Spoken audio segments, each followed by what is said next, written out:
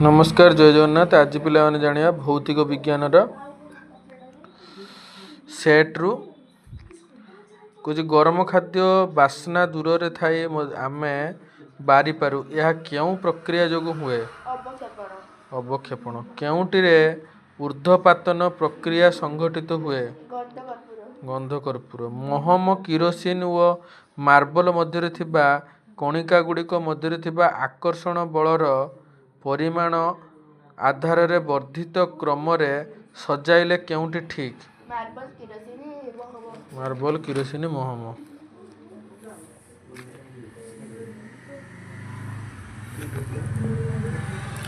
काहाकू प्रवाह कुआ जाए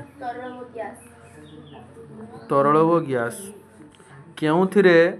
विसरण प्रक्रिया द्रुततर हुए तरल गैस रे परिणत हेबाकू केउ प्रतिक्रिया कुआ जाए गलन कठिन CO2 रो चापकू वायुमंडलीय वायुमंडलीय चापकू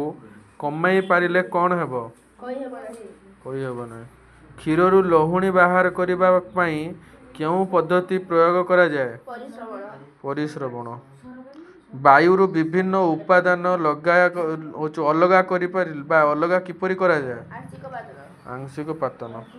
प्रथम करी मौलिकर संज्ञा किए प्रदान करथिले JL प्राउस्ट घरोई तापमात्रा रु सामान्य अधिक तापमात्रा रे क्यों मौलिक तरल अवस्था रे रहंती गालियम व लिनियम केउटिरे विक्षेपित अवस्था तरल व विक्षेपण माध्यम गैस धुआं आयोडीन आर्केर द्रव व द्रावक यथाक्रमे किए आयोडीन व पेट्रोल गोटे वस्तु सर्वदा निजर मूल अवस्था बजाय रखिबाकू चाहे जदि कौनसी बाह्य कारण ताहार अवस्था परिवर्तन पाई प्रयास करे तेबे वस्तु ताहाकू